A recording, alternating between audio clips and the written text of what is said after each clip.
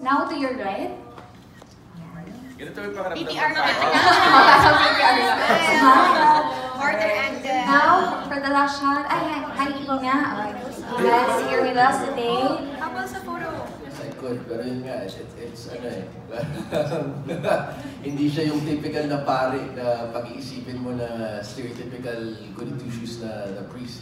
Kaya medyo may balik din. So even from the get-go, iba si Father Javi kasi psychiatrist siya dati. Father Javi Lapisares, he's a psychiatrist by trade talaga na medyo skeptic. He doesn't believe in the supernatural.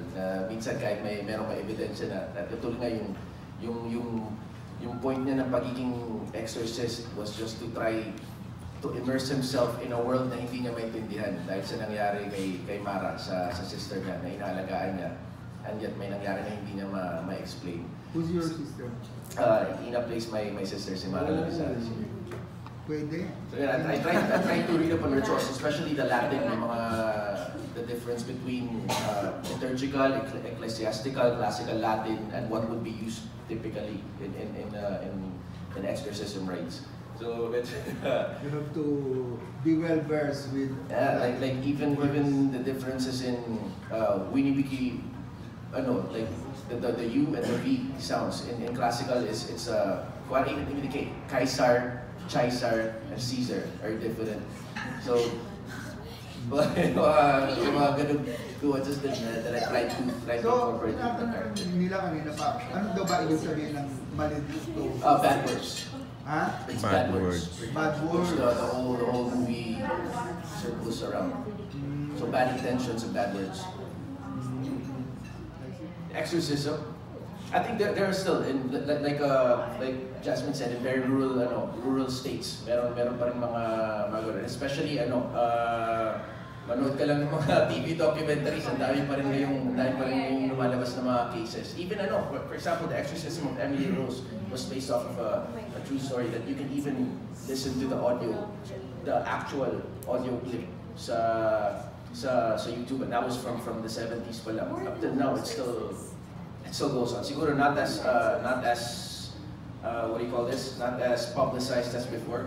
Pero if I may plug a show that I watch, Ghost Adventures, kahit doon may tinawag sa lang exorcist one time that gives them blessings and charms to ward off against the demons or evil entities that latch onto them whenever they do their investigations. I don't know if that answers it. Pero personally, may na-experience ka na or may kakilala ka?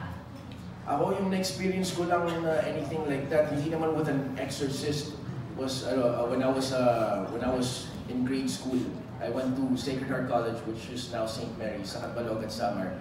May malaking acacia tree doon sa may canteen.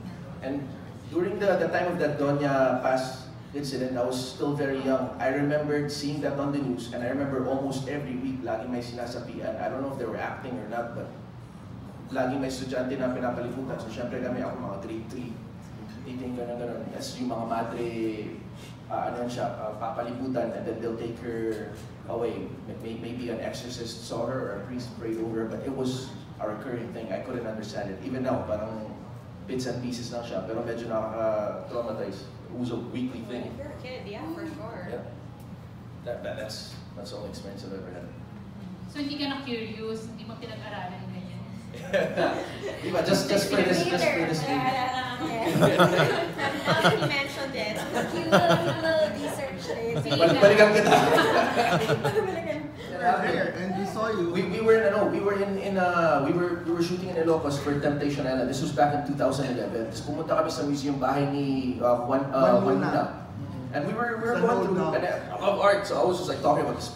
Talking about his palette, painting, mismo palette ni Juan Luna that had oil paints na nag-calcify na nandun. Sabi ko, this is cool. So kinakwento ko na Solen, kila Aljur. Tapos bigla, nalihis sila ng konti. Naiwan ako dun sa may hallway. When I walked into this one room, parang maid's quarters daw siya. I leaned May mirror na malaki. Yeah, may mirror na luma na may parang hindi naman siya amag pero parang stains. oh my God. When I looked into the room, nakita ko agad yung itsura ko. Siguro natakot, nausog ata ako sa mukha ko.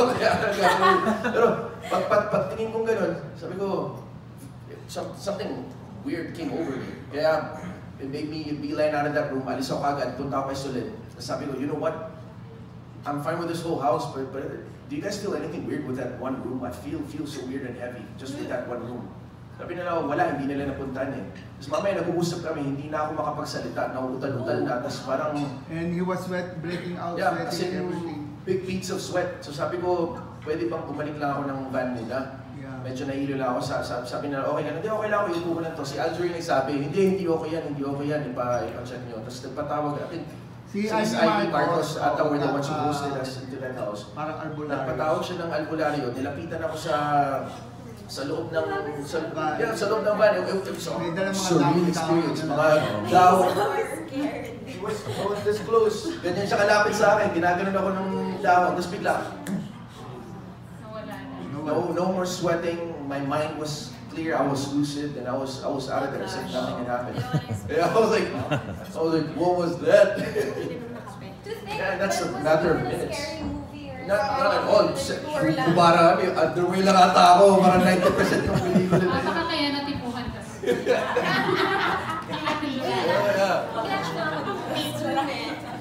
Pinabaon sa akin yung dahon na yun sa rest So of next time, the... magdadamit ka na to. Wala ka namang creepy experience. Bukod dun sa...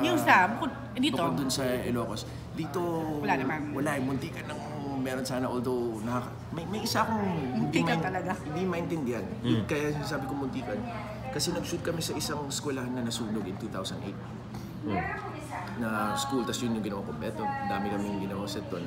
Naghintay kami sa may standby, tas may mga puno dito na sunog na. Anya dito, wala namang puno. Tapos nakaupo kami, bigla na lang may bumagsak na isang malaking sanga sa gitna. Pero di namin alam kung saan nanggaling. Parang clear skies. Saan yan? Di ko alam eh, kasi tulog ako lagi pag travel, gumigising ako. Somewhere in Manila, mga gano'n. Di ko alam exactly, I'll try to find out na. Pero nagulat na ako na Kanino bumagsak? sa sahig. Pero Buti wala nabagsakan, Yeah, diba? yun na lang. Kaya dun pa lang medyo na... Tapos sabi mo, Tom, binigyan ka ng...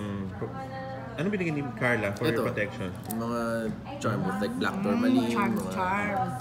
Naniniwala ba si Carla na ano? Well, sabi niya ano daw eh, it helps.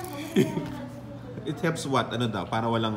To ano daw, Mga to spirit. repel mga negative entities. Tas yun. Eh nung time kasi when I was doing this, sabay ng The Cure. So MWF ako sa The Cure. TTHS ako dito nun lagi. So parang dahil sa pagod, sinabi niya kailangan ko daw doblehan palalo yung prayers and yung mga charts. So Tom, medyo parang napiking ka ng ano, like yung ikaw lang nung Ilocos tayo, ikaw lang yung na-possess, na parang, hindi lang na-possess, parang ikaw lang yung nagkaroon ng ganong experience, di ba, na nakakatakot. Ang weird siguro kasi ako lang yung pumasok dun sa room, pero ayoko naman sabihin lapitin. Di naman, wala ka pa namang possess. talagang... Nakakatakot. Pero Diba? I've had experiences. Yun nga, I was very lucky enough to ask si Tito Roy Alvarez about it. Ano pala nakwento mo nga yan? Yung kunento ko na parang mga anino lang ng taong lagi namin nakakita nung bata ako. Na nung una, nung pag-move pa lang namin from Subic to Samar after Pinatubo, doon kami sa malaking Spanish house tumira. Di ba So, old house. yung lower nun bodega lagi na kinonvert na nilang bahay, nakikiupahan kami doon. So ito sakto may Siyempre magaling mag ano to. So ito yung kusina. Parang gusto mo lang mag-drawing. Oo nga, parang gusto mo lang pakita sa amin na... Ito yung kusina. Dito, wala pang mga furniture. Ito yung kwarto ng nanay ko. Ito yung pintuan ng kwarto ng nanay ko. Tapos dito, yung crib ng younger brother ko. Actually, crib ko yun. Naging crib ng younger sister ko. Naging crib ng younger brother ko. Kaso yung younger brother ko, andito yung bed ni mami. Andito yung sa may TV niya. Tulog si mami and brother ko dito. Ako dito banig. Kasama ko lahat ng mga pinsang ko at kapatid. Ano nangyari? Paggising ko, I was mga 5 years old. May babaeng nakahawak dito. As in madilim. Talaga? Pero yung anino ng babae, mas madilim pa sa kadiliman. Kasi Ano yung babae? Hindi siya white lady? Hindi ganun. anino lang siya ganito. Black lady. Hindi eh. Shadow. Shadow. Nakahawak. Tas Nakahawak sa Totoo crib. ba yan? Tas gumanon. Sa baby. Gumanon sa akin. Yung ginawa ko, gumulong ako sa mga pinsan ko. Hanggang sa, Oh my God. hanggang sa naipit ako sa gitna. Talokbong ako. Sa Samar Ah, to. ilan taon yan? Ilan taon Summer, ka? mga 5 years old. Kakamove lang namin. Ay, Sa years old ka Tacloban? nun? Hindi, sa Samar. Sa Samar. Balogan. Tas ito Oh na. my God! Nung nasa grade 5 na ako, O lapitin ka nga.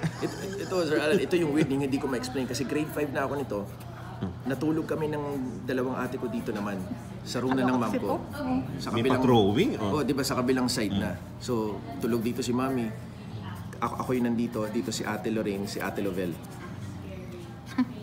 Natulog na kami. Excited kami. First time na matutulog sa kwarto ni Mami.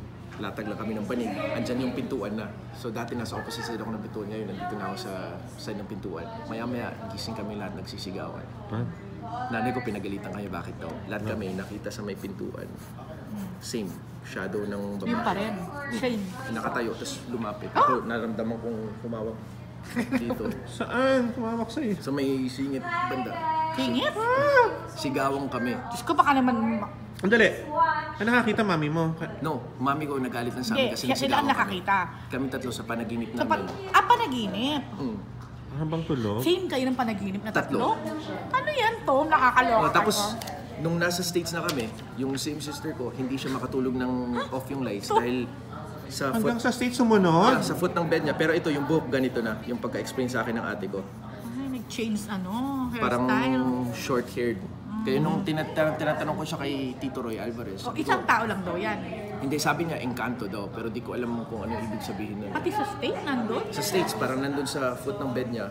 Pero iba na. It could be another Could be entity. short So, hindi hair. mo tinanong, bakit daw Yung isa ba, Ito, nung yung isa tinatanong long sa hair kanya- ba? Yung original long hair? Nakaban. Oh, Nakaganon. matanda. So nung kunikwento ko na kay Tito Roy, hindi ko ma-explain. So sinerch ko, shadow people. Yun pala. Search mo sa kung saan wala yung phone ko eh. Search mo, shadow people. Ano yun? Nangyayari, daming nakakita ng mga tao. Shadow, mga silhouette ng tao. Andyan lang siya sa paligid. Either sa side daw nila na mata nakakita or nakikita nila na mas madilim pa sa madilim. So ano yun? Mga spirits So, talaga bakit daw yan? may ganyan ka? Bakit daw lapitin ka ng mga ganyan? Confirm na lapit. Lapitin. Hindi naman, di ko alam. Parang yun lang yung mga experience ko Hindi when ka it daw, comes to it. hindi mo daw baka may third eye ka, mga ganon. Sino yun? Si Mr. Stargazer dati sinabihan ako. Pero ako di ko alam kung maniniwala ako sa mga ganun. Hindi, Catholic ka ba to? Catholic. Pero minsan kasi iniisip ko baka ano lang siya. Ito yung sinabi ko, pareidolia, visual apophenia, yung mga our brains trying to make sense of the world. Minsan parang yung mga coincidences na nakita mo na kung ano ba, may nakita kang mukha sa pattern or may makita kang mukha sa toast bread, may mga gano'n. Tawag doon pareidolia. Oh, so scientific ang ano mo. So minsan gano'n. Pero ito, hindi ko ma-explain dahil hindi siya cultural eh. Katulad ng pangungot ng cultural na sa atin matanda, white lady. Sa States, alien yung nakikita nila pag pangungot sa Japan, sa Dako. Pero ito, shadow people, they see the same shadow everywhere. At tapos pag i-search mo yung shadow people and Hatman, may nakikita rin siya ng shadow daw na naka-wide brim hat na parang ganyan na lalaki din. So yung i-search nyo, Sir Alan, grabe, kikilabutan kayo. Kasi yung weird dito din, Sandali, ang nakakita sa state, sino? Kayo Kapatid din? niya. ate ko rin, Ate si niya. ate Lorraine ko. Ikaw nakita mo rin ba siya doon sa state? Hindi, Hindi. So, kayo magkakapatid, may ganyan. No way. Yung weird, dun sa may labas ng bintana, yung mga neighbors namin, lagi nagjo-joke na nakikita nila si Daddy sa may bintana daw kasi may shadow ng naka-wide brim hat na ganito. Ngayon? Doon, Nung sa dati doon. doon. Pero yung nanay ko na naka-stay doon sa room na yun, never nagka-experience. Pero sa may ano daw, sa may salamin ng bintana, may silhouette na naka-hat. Eh, kung i-search mo yung shadow people and Hatman, they see it all over the world. Talaga, shadow, nakahat talaga. shadow pa. Okay. Kaya May parang- costume pa talaga. Kahit tinanong ko kay Tito Roy, ano yun? Sabi lang niya, Encanto. Pero hanggang ngayon, di ko alam kung imagination lang namin o... Buti di ka takot gumawa ng horror film dahil mga... Hindi naman kasi siguro usually I try to take myself out of that. Di rin ako matatakotin naman eh. Okay. O, yun na nga.